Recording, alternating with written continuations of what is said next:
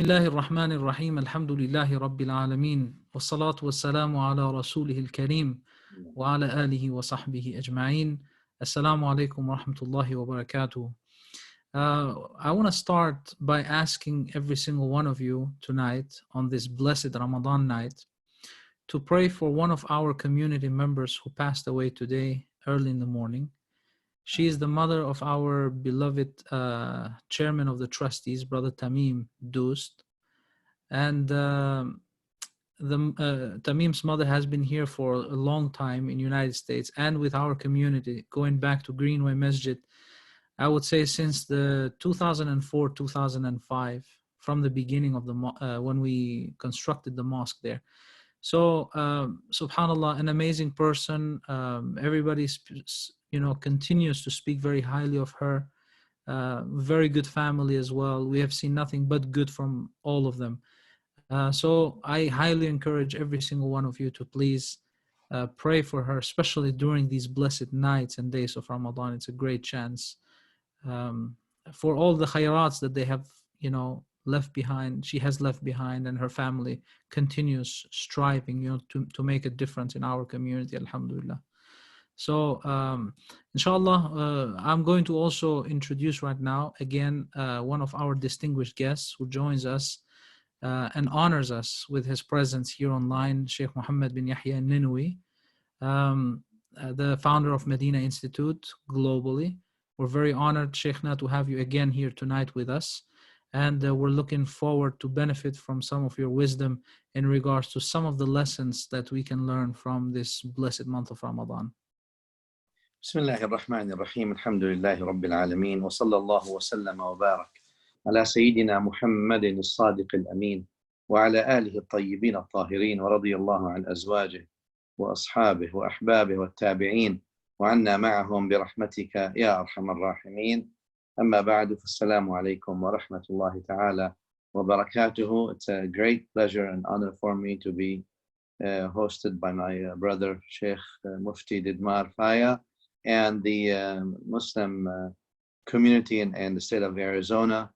And this month of Ramadan, Allah Azza wa Jal make it a blessed month and make this rahmah come through from Ramadan to irrigate our hearts and irrigate the lands that we're in and all lands of the entire globe, may alleviating the pandemic and the suffering and the pains of people, and Allah Ta'ala forgive and grant Jannah to those who passed away, especially the mother of our brother. Allah Ta'ala grant her Jannah, and all our relatives and all the Muslims and all the people who believe. Allah Azza wa Jal grant them special rahmah, and Allah Azza wa Jal guide everybody else and also bless them. I want to share a couple of things in Ramadan because Ramadan is already halfway, and I think it's nice to have maybe a renew our. You all know that the niyyah ought to be renewed in most fiqh schools except the Malikis for the siyam of Ramadan. Almost every day we have to renew our niyyah, or every day we have to renew our niyyah. And sometimes it's the renewal of the niyyah by itself is sort of repledging again and trying to say, Ya Allah, I'm going to try to correct the siyam today, and I will do it better than I did it yesterday. And I think that's really important for us when we say, whatever form of niyyah you're making in your heart, وَبِصَوْمِ يَوْمِ غَدٍ مِنْ شَهْرِ رَمَضَانَ نَوَيْتُ, or whatever it is that you have in your heart. But the point is that I want to make tomorrow, if Allah gives me life, better than the fasting of yesterday. And I think that's really important. And the scary thing is, Ramadan gives us a reality check, my dear beloved, because from the hadith that the shayateen of the jinn are held. They're not real running loose. So everything wrong that we're doing is a manifestation of our lower nafs, of our lower self, basically, our own shayateen, in a sense, if you want to use that in that sense. Since the jinn shayateen are locked up, then what the evil thoughts, words, and actions that we do are basically the manifestation of our own nafs. And that is a moment of truth that we really need to sort of face to face and identify that and try to tackle them one at a time. And that means if the salah that we're praying now in Ramadan, when the shayateen are locked up, the salah does not take us to prevent us from fahsha and munkar, saying evil and doing evil, thinking evil, doing and saying evil, then there's a problem in our salah. Now that we know, cannot blame shaitan anymore on it, because it's us right now. If our siyam does not lead us to taqwa, as Allah Azza wa Jal said, لَعَلَّكُمْ تَتَّقُونَ, then there's a problem in that siyam, if it's not leading us to be more conscientious with Allah. So Ramadan gives us that opportunity to sort of self-diagnosis. If the recitation of the Quran does not lead to application of the Quran and internalization of the Quran, then there's a problem in our recitation of the Quran. Then it's not the way it is. So I think with these differential diagnostic tools that Ramadan gives us by withholding the shayateen away, it actually shows us where we are at fault and how can we improve. And that's the beauty of the month of Ramadan. That's why you see many of the scholars, right? I mean, I'm talking about the great scholars from the Salaf, radiallahu anhum. If when you read their biographies and their tarajim, والرجال وكذا, you see a lot of times, I regret that I did not spend all my Ramadan with the Quran, or most of my Ramadan with the Quran. And when you see big scholars who, in the old days, they changed the landscape of the world, they're saying this, it gives us something like, okay, I need to do something, and that's what the Quran is in Ramadan. I want to say that our fasting is influenced by many things, by at least 4. What the eye sees, that influences your siyam. What the ear hears, that influences your siyam. What the stomach eats, that also influences your siyam. And what the tongue, or what the mouth utters, that also influences the siyam.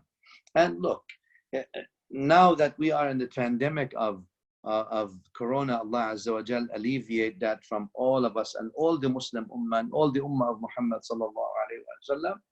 And now we're doing Taraweeh at home, the Sunnah of the Prophet sallallahu alayhi wa sallam.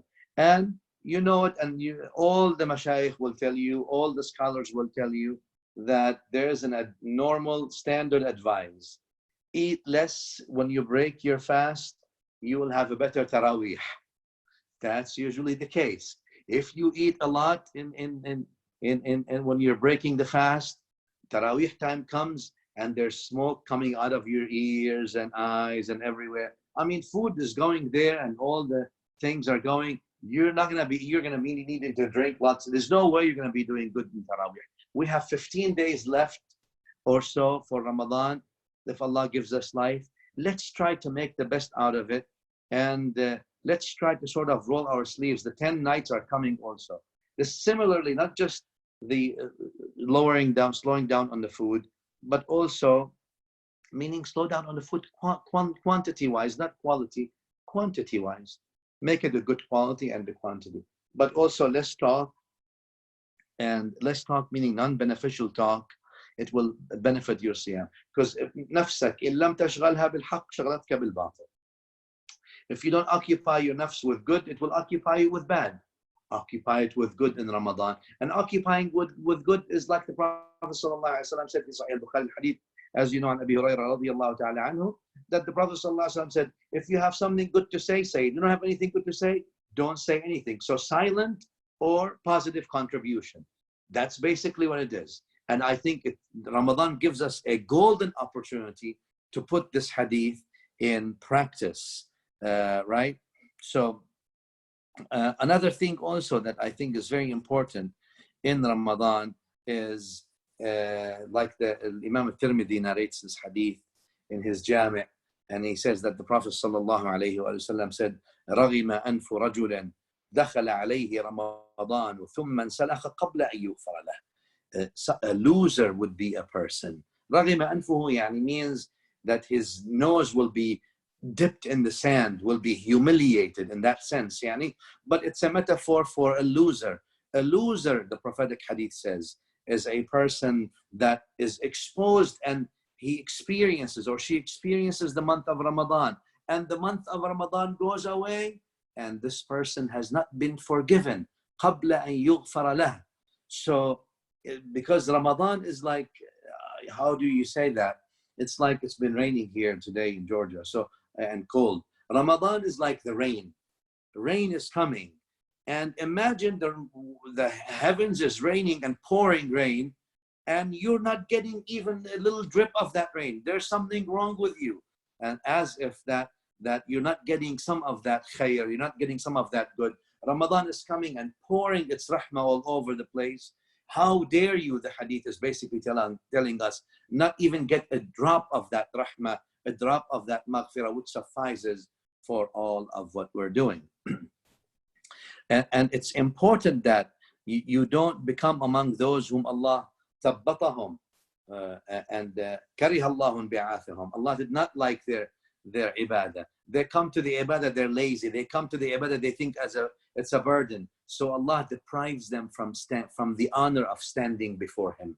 Allah deprives them from the honor of calling His name. Allah deprives them from the blessings of invoking the salah on His beloved sallallahu alaihi wasallam. So be careful of that you go to Allah with a heavy heart, and you go to the ibadah with a heavy heart.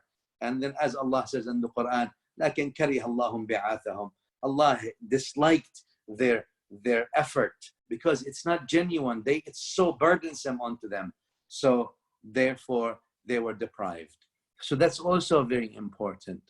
I also want to, in this month, I think it's rightfully to say that one needs to be warned of thieves, because in Ramadan there are thieves as well, unfortunately. And thieves, my father rahmatullah alayhi used to say, thieves are not those who steal, who rob you from your money, because money can be made back.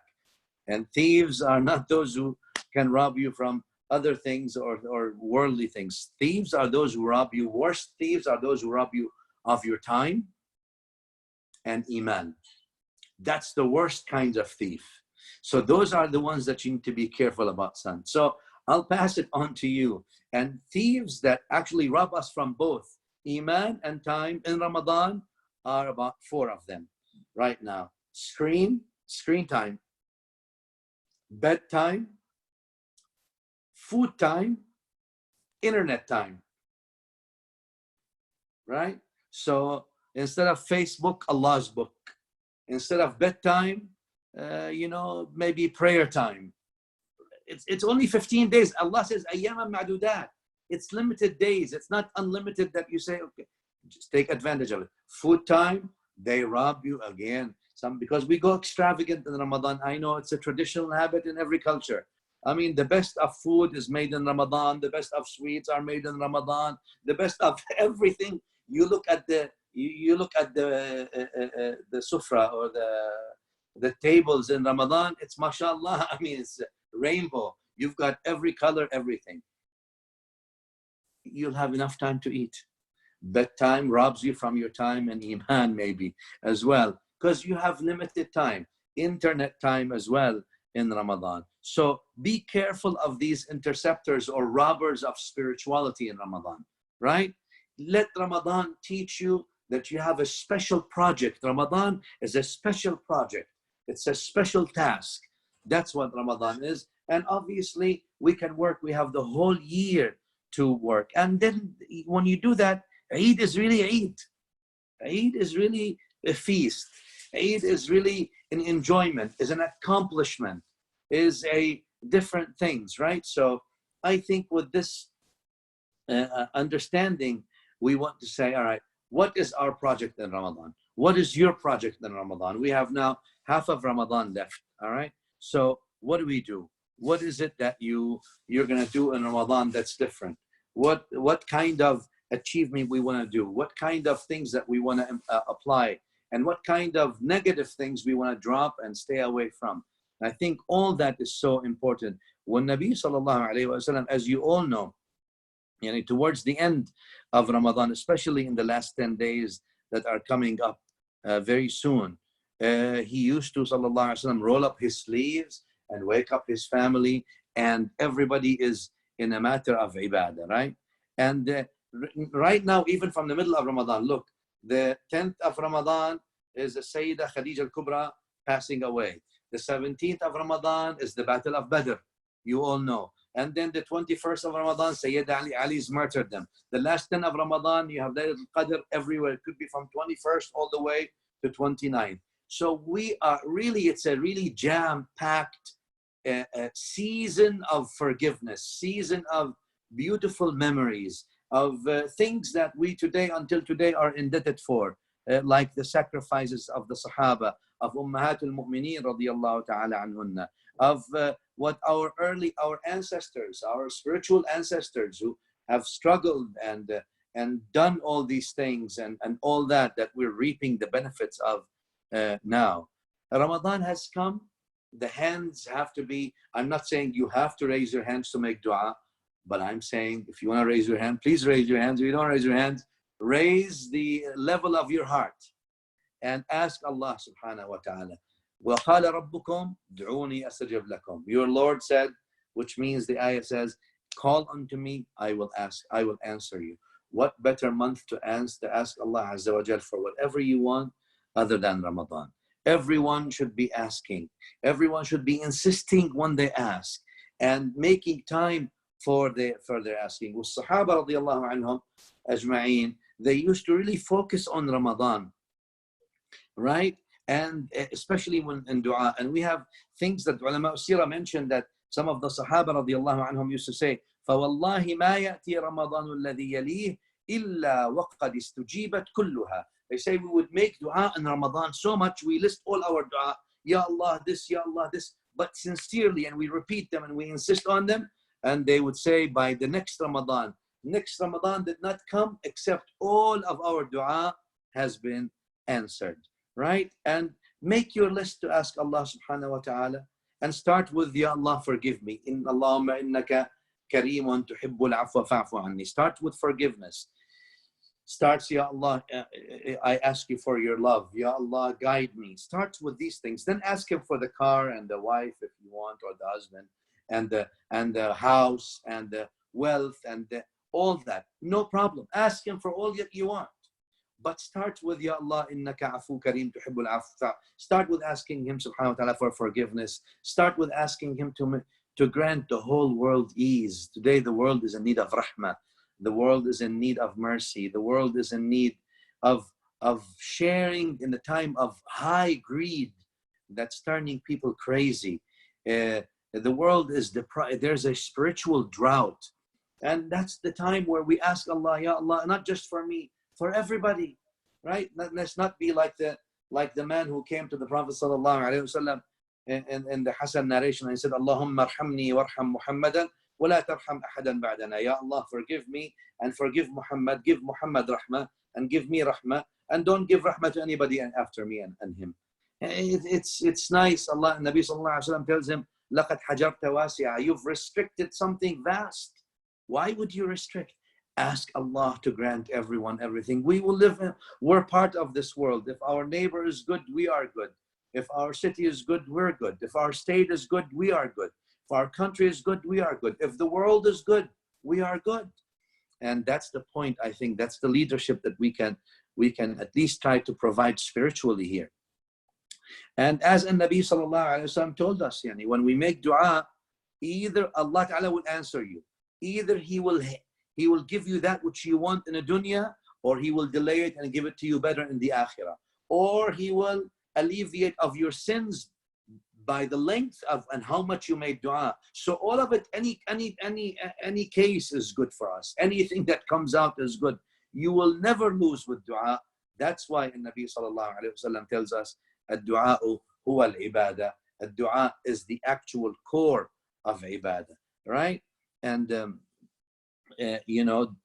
I think it's very important that we have the adab of dua, that we remember the Prophet sallallahu alaihi wasallam in this month, that he was the reason that Allah Azza wa Jal taught us how to do good, how to be good, how to worship Allah subhanahu wa ta'ala. So one also is grateful for the message of Rasulullah sallallahu alayhi wa sallam, and shares that love with the Prophet sallallahu alayhi wa sallam, and shares that beauty, and shares that all these things that we want to share with someone we really love and we are distant from. May Allah ta'ala not make us distant, and may Allah ta'ala make us close to him and inseparable from him in this dunya and in the akhirah, ya Rabbal Alameen. Like, and all I want to say, and I don't want to take too much time of yours, don't be bored in being insistent and repetitive in the dua.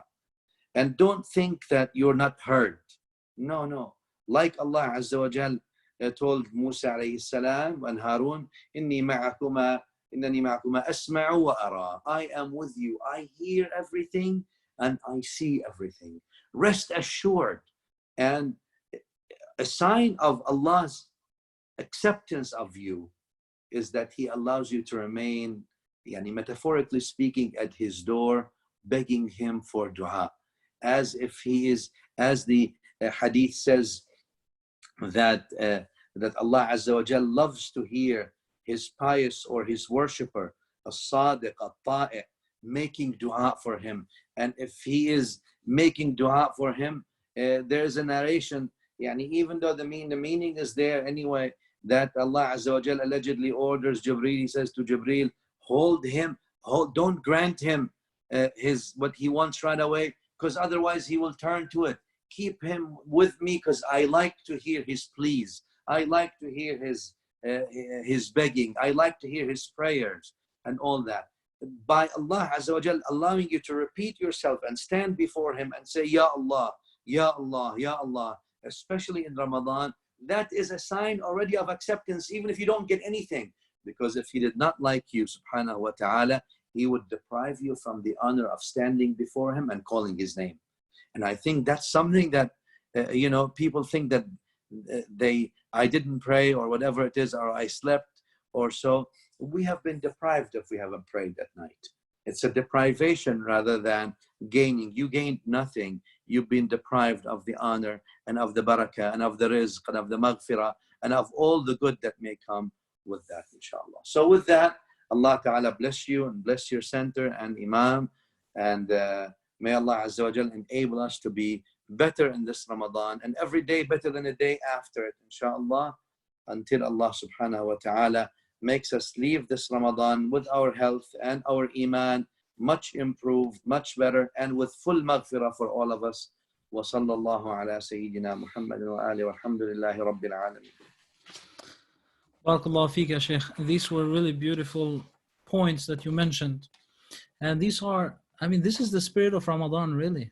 If people, they don't connect through these important points, how will they be able to achieve the blessings of Ramadan? I'll just restate those few points that you mentioned that are very important. Renewing the niyyah. It makes a person really focus again on what is important and what is not important, and then diagnosing yourself. You actually don't need, you need a doctor for your body, but for those basic things during the month of Ramadan that sometimes we are deprived from, we don't need, we can just see ourselves, we can analyze ourselves. What are we doing wrong? What are we doing right? How can we focus in doing better and better? That is a really valid point right there. And you also mentioned about the influences, what influences the siyam, what makes it better or worse. And you mentioned about the hearing, the seeing, the speaking. As the Quran as well says, إِنَّ السَّمْعَ وَالْبَصَرَ وَالْفُؤَادَ كُلُّ أُولَٰئِكَ كَانَ عَنْهُ مَسْئُولًا. All of these faculties that the human has are going to be responsible. The human is going to be responsible on the Day of Judgment. And I love that, Ramadan thieves. That's something to remember, like you just remember those two words and then you can remember the rest of the list. Ramadan thieves, that was really amazing. And ultimately, it is that connection. I strongly believe that that is hidden behind so many of these ibadats. It is that connection between the servant and Allah subhanahu wa ta'ala. And even when he says to Sayyidina Musa alayhi salam, he says, أَقِمِ الصَّلَاةَ لِذِكْرِي. And even the prayer is so a person can stay in the remembrance of Allah subhanahu wa ta'ala. And that's a way of remaining connected constantly. We do the 5 daily prayers. Why? So we can remain connected to God. We perform things all the time, salawats, la ilaha illallah on daily basis, prayers in the morning when we wake up, prayers at night when we go to sleep. All of this is so we can maintain that connection. If that connection is severed, if that connection is disconnected, then we're in trouble for sure. Barakallah fiqh, Sidi. I mean, these were amazing points that you mentioned today. We loved it. I will, وإياكم Shaykh. I will see if Brother Muhammad or Brother Ahmed who has any comments from their sources there, whether Facebook or no. Barakallahu feekum, Shaykh. Hi. Actually, we don't have any questions on Zoom. I'll pass it on to Brother Ahmedu. Jazakallah khair, Shaykh. Yeah, same here. We don't have any question either. All right, alhamdulillah. Shukran to you. Jazakumullahu khairan. Keep us in your dua, Shaykh. We will. You do the same. Allah yakramak, Shaykh. أكرمكم الله يتقبل طاعتكم إن شاء الله. منا ومنكم صالح الأعمال. السلام عليكم ورحمة الله وبركاته.